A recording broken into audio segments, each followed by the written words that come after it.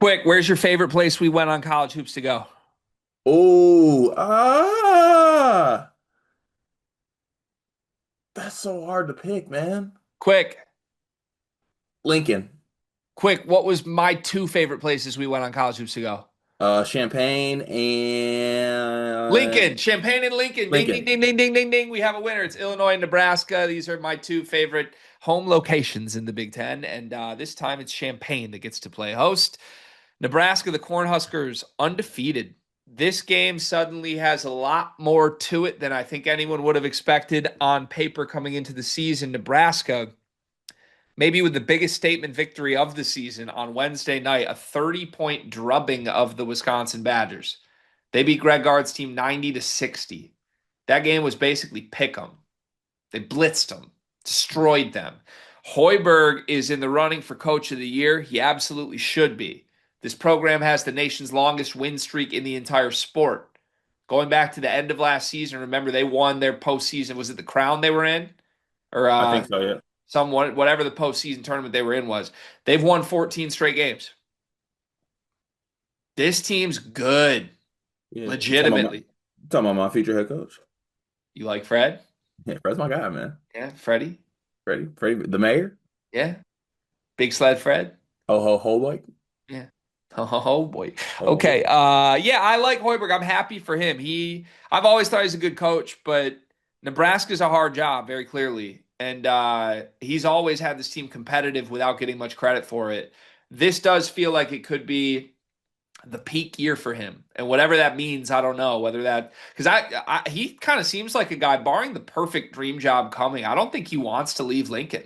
Yeah, I don't think so either. I think he's perfectly content and thinks he can do great things in Lincoln. And this could be a special year, even just in terms of some success for the Cornhuskers. 10-0, 1-0 in Big Ten play with that blowout over Wisconsin. On the flip side, Illinois coming off two of their most impressive results this year.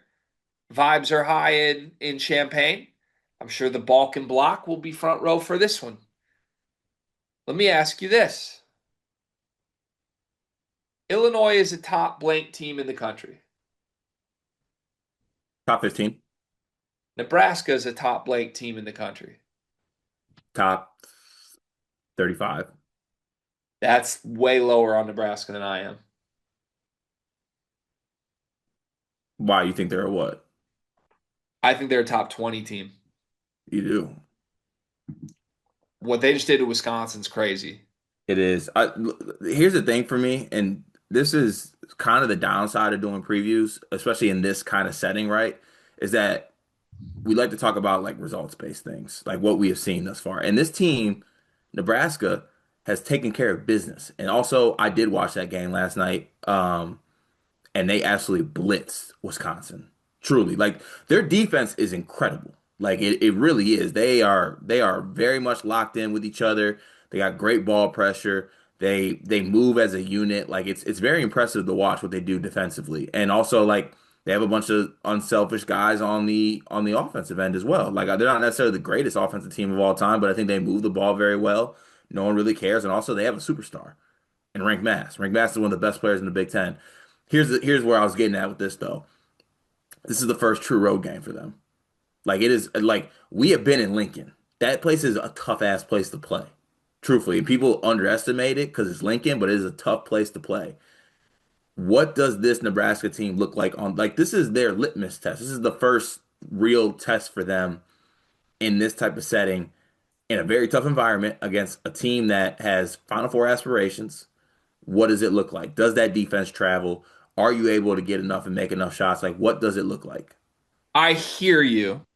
I think that's fair. I don't think it's just fair to say it's the first litmus test because I think both their last games would have been considered litmus tests. And I think their 3-0 stretch on a neutral in November also was a litmus test. Okay. Beat three top 100 teams on a neutral: Oklahoma, New Mexico, Kansas State. Got wins in all those games, scored 84 to 105 points in all three of those games. The offense is real. And yes, I get it. It is at home, but they aren't eking by these wins. Like, you loved Creighton. You loved Creighton. They just beat them by 21. Haven't loved Creighton for like 2 months, so I had I to. loved Wisconsin, and I still love Wisconsin Yeah, see, I don't love by 30. Wisconsin. That was crazy. They're good. Wisconsin's not as good as I thought, but like they got dudes. Blackwell Yeah. and Boyd are good, and like that. On paper, the way Nebraska defends was a nightmare matchup for them against Wisconsin because Wisconsin loves to shoot threes, and they got whatever they wanted. So we'll talk schematically about it in just a second. But I just want to put myself, I guess, where I want to be. Like, just remember this moment. If I'm wrong, I'll own it. I think this Nebraska team is legit. I think there's a world this team finishes top five in the league.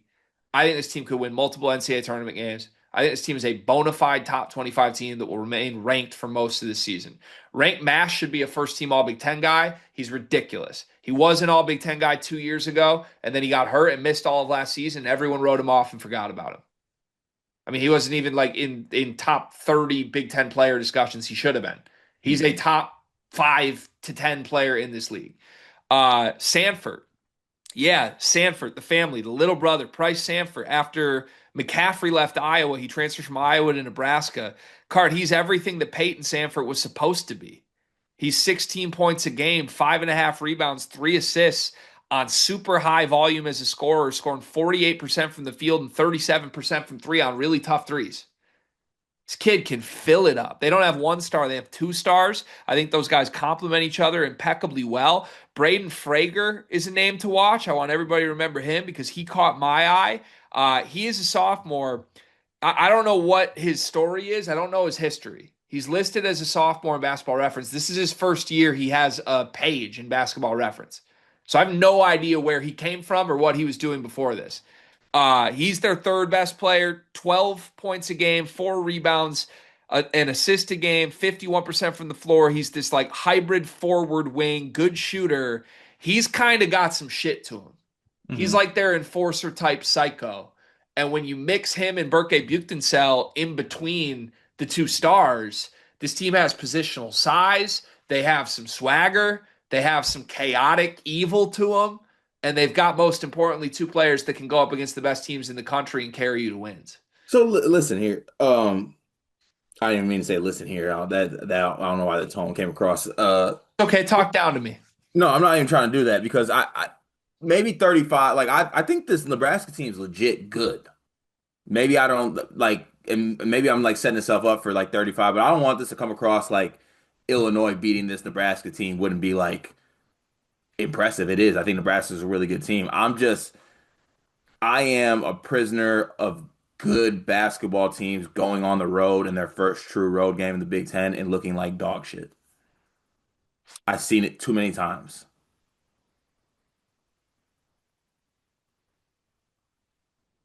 I don't know. Call me a prisoner of the trend, but I can't shake it. Yeah, I don't know. Probably right. But to your point, I mean, the personnel on Nebraska is awesome. Like Frager's awesome. Young Sanford's awesome. Booked Sell like has been off the Ozempic. He looks incredible. Rank Mass is a demon. This team is really good and they're really well coached. Really well coached. Yeah. Just looking, I think Big Ten openers would follow your hypothesis here. If you looked at their first road Big Ten game, I think they lose the first road Big Ten game a lot going through Hoiberg's career. But I will point out, just in terms of like pre-Christmas away games, they went to Creighton and won by 11 last year. And Creighton was good last year, and Nebraska was not as good as they were this year. That was their first road game of the season last Lost year. money on that game. Thank you for reminding me. That was their first road game of the season. They won by 11. 2 years ago, they went to Kansas State and won by 16. 3 years ago, they went to Creighton again and won by 10. Creighton was the 12th best team in the country. All three of those Nebraska teams were a lot worse than this one. It's not like going on the road in December has just been no chance. Like Mhm. this team, I think, plays a brand of basketball that travels. And most importantly, let's talk about the brand of basketball. This is the most drastic defense you will see in the Big Ten. It is schematically crazy. It's almost gimmicky to an extent. They've been running this for 3 or 4 years now, and it is effective. And the whole entire scheme is to swarm the paint. If you throw the ball in the post, there will be 3 bodies there, almost like aggressive double teams and digging and everything. They make you kick back out. It's hard to drive through because there's too many bodies digging, and they just want to prevent shots at the rim. Mhm. That's the entire scheme. How that ends up looking, 52% of opposing team shots against Nebraska come from 3-point range. That is bottom 5 in the sport in terms of amount of 3-point attempts that are given up. It's intentional. Mhm. Every single game, the plan is to make teams shoot a million threes and beat you by making threes. Now, that as a defensive plan, I hate that. To me, a good defense does the opposite. To me, a good defense does not want to encourage open threes. That's one of the best shots in basketball. However, when teams go cold from three, they can't beat Nebraska. Mhm. That it's as simple as that. If you shoot 25% from three against Nebraska, you're losing the game. Mhm. So, if you're Illinois, I think this is a team that can shoot. They're currently dead middle of the pack, 34% on the season. Last year, if you remember, when they played Nebraska, they lost in overtime on a night where they shot 10 for 42 from three. That game was crazy. I remember watching that. And I'm like, dog, stop shooting. Stop. But you can't. Like, because last year, Illinois did this to everyone. Nebraska is a defense that you can't stop shooting against. All you will get in this game for the most part is wide open threes. So, like, to me, this scout is as simple as that. Does Illinois make their threes or not? If they miss their threes, I think they are losing this game. I think this Nebraska team's a lot better than previous versions. And I think if they make their threes, they should win at home. But we have seen this Illinois team miss all their threes. We have seen this team be super hot. So, which version do you think is more likely in this game? I think the right guys are shooting threes, and I think that they make a lot of threes at home. At home, it bodes well, I think. Yeah, and I think like Kylan sees an early two go down. Keaton continues his good shooting. Merck hits one here or there. Um, Not gonna comment on Big Z. We'll see. We'll see. Could be anything. Could be a 7-3 game. Could be an 0-3 game. Who knows? But I think this is gonna be one where Illinois is gonna put up a lot of points because I think they're gonna get hot from three.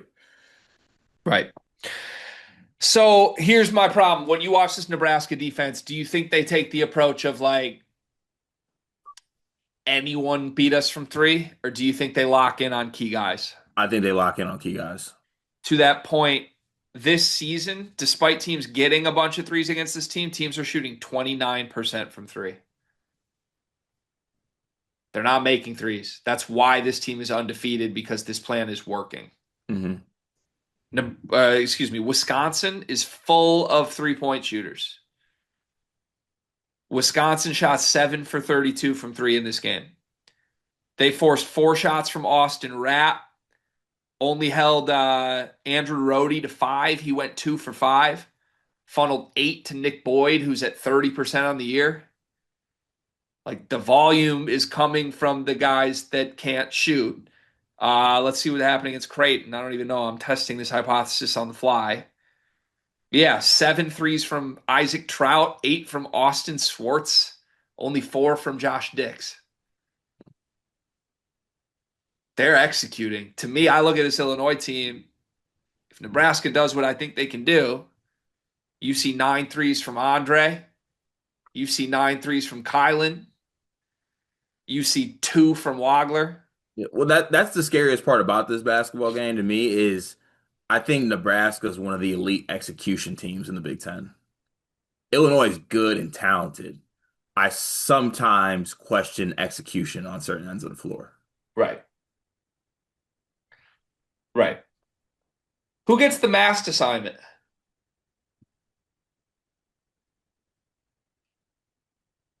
Merck? Mast is effectively their center, but they also have Buchtensell, who's 6'10", the same size. So I think Illinois is going to have their choice between Merck and T. I would probably rather use Merck, but I think both are food. Yeah, unfortunately. Is this a big Z game? Probably has to be. That's scary. Big Z's been good. Could be good or bad, but it's scary. Which Illinois player do you trust most in this game? Call me a prisoner of the moment, but I trust Keaton the most. Think I we get think a I good think against a defense that executes the way they do, I trust the guys who are the best decision makers. think we get a good Kylan game. I feel like he's due We for. might be in for a Merc stinker, unfortunately, Talk me through why you think that. because I think that there's a level of execution and mental warfare that'll have Merc doing things that he might maybe you don't necessarily want him doing. I worry about Merck against this scheme. Honestly, this is going to be a great thing for my Twitter account. Yeah, the threes. Did Merc make threes today? I worry about Merck against this scheme because it's so like just throwing random guys at you at random times that if he tries to pass through it, I think he gets frustrated. If he tries to drive through it, he'll end up flopping. He'll probably just end up shooting seven threes, right? Like Mhm. he'll probably happily step out to three and just launch. Right. But I think that's the exact shot Nebraska's going to want. They're going to say, "Hey, Merck beat us from three. Yeah. And maybe he does, maybe he doesn't. Flip the coin." Flip the coin. If What's the official coin of Balkans? That's a great question. I'm not looking it up. If you're Illinois, we're acting like this game can only be played on Nebraska's terms. What can Illinois do to just say, screw all that? We're going to win the game our way. I mean, even a team as good as they are defensively in Nebraska, they're not just like impenetrable, right? It's I think having the mental fortitude to still execute and play the game on your terms, even when the other team's trying to force you out of what you want to do. I think they're pretty impenetrable, to be honest. But I hear you. Like, yeah, at some point, someone's going to score 90 on this team. Is it as simple as they need to just hit shots? I think there's one non-make your threes. If Illinois makes their threes, they win huge, right? They could shoot 50% from three, look amazing, win this by 30. Right. That's absolutely an outcome. I also just trust the Nebraska defense, which is currently rated 25th in the sport, to like be effective. I think there are enough non-shooters in the Illinois lineup. You funnel shots to Andre and Kylan right now, that's a win for the Nebraska defense, given the way those guys have been shooting the ball. So I do think if you're Nebraska, I think this is one you're Hoiberg, you're showing film, you're like, oh, we can get these guys. This is the type of team we want to see against our defense. Hmm. To me, the answer for Illinois, what is the thing they can do to just win the game on their own terms? Dominate the boards. Illinois is a great rebounding team. The way they responded against Tennessee on the boards was amazing. Nebraska doesn't ever get offensive rebounds, and they're just an okay defensive rebounding team. It dominates glass. So basically, like if I'm Brad Under, and what does Brad Underwood say? All Brad Underwood will ever tell anyone about is rebounding, right? Hmm. So if Nebraska's going to funnel shots to Kylan and Andre, and I'm Brad Underwood, I'm like, yeah, guys, shoot 12 threes. We'll get every rebound. Merk, I need 35 rebounds from you in this game. And I actually think Illinois is capable of crashing offensively and winning that. Yeah. So dominate on the glass. Be big. You're the one. What are they? The third tallest team in the country? Yeah. Average height. Be big. Basically, there's three potential outcomes here. Outcome one, Illinois misses all their threes and doesn't get enough rebounds. Nebraska wins. Right. Outcome two, Illinois makes all their threes. Illinois wins. Outcome three, Illinois misses all their threes, gets the rebounds. Illinois wins. Why does three feel like the best way? Three feels like the most likely outcome to me, and it's probably the one most variable. Yeah, I think Yeah. so too. Should we get to predictions? Let's get to it. Well, one last question. You get one player from this game. Who do you want? One player from this game. Basically, who's the best player in this game? Rank Mass is the best player in this game. But I'm picking Wawa. Not particularly close either, right? Yeah. No. No. Mass has been unreal. He has been. Unreal. And then is it four Illinois players and then Sanford? Probably, yeah. Okay. Sanford's pretty good Mass. too, though. But Mass though. Sanford's pretty good too. He is pretty good. What's hold on. One last fact check. What's Underwood's record against Nebraska? 0-1 last year.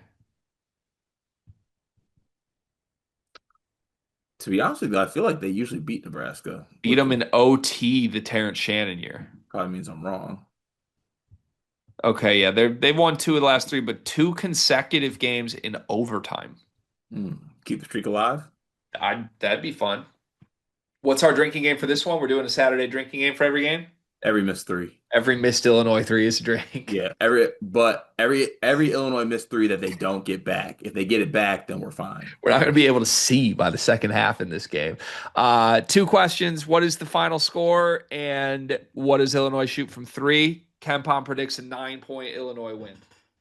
I'll take Illinois 92 to 79. 92 to 79. Illinois hits, let's go 15 for 41. Okay. No, that's too many attempts. Give me 15. No, no, give me 13 for 33. Yeah. That feels pretty good. That feels pretty good to me. Um, Hold on. I'm looking something up real quick. Uh-oh. Yeah, can you stall for me? Can you banter one more second? This is a pretty good thing, I think. Where are you? I'm so sorry that you keep dressing up in Balkan suits and no one's wearing a Keaton Wagler suit. Good. Free the Americans. Should take this time to clean up this basement. It is not tidy. Hold on. I'm really working here. Hold up. Wait a minute. This is going a lot further back than I thought. The picture. Oh, wow. There's a picture of Leon for the crew. Young pup. Boy's big now. Hold on. Hold on. Hold on. If anyone wants to, I think I need to start playing my Xbox again. I really miss video games. When's the last time regular season Illinois won three straight games against top 40 opponents in the same season? Trick questions never happened. It has happened, Oh, unfortunately. last time it happened was the Matthew Meyer year. Three straight games against top 40 opponents that Illinois has won under Brad Underwood in the regular season. The last time it happened was in 2021. Is that the Matthew Meyer year? The Terrence Shannon team didn't do it. You got to go all the way back to Really? Ayo DeSumu's junior year for the last time an Illinois basketball team has been consistent enough to win three consecutive regular season games against top 40 opponents. That's a crazy stat. It's been an inconsistent program. Yeah, I'm over here fact checking and you're right. I will take Also looking at the Big Ten. I will take Nebraska in an upset here. I think it's the perfect game plan. I think Illinois made all their shots against Ohio State, and I think they are probably likely to go cold. Funnel shots to the non-shooters. Andre will take too many. Kylan will take too many. Merck will probably take too many. And I think ranked mast is an answer that Thomas Lavavisic does not have an answer for. Insane. But I think it's close. Give me Illinois shoots 22% from three, and they lose by six. They also barely broke that little record you were talking about. It's been very rare they win three straight games against teams this good. Yeah, that was against your team.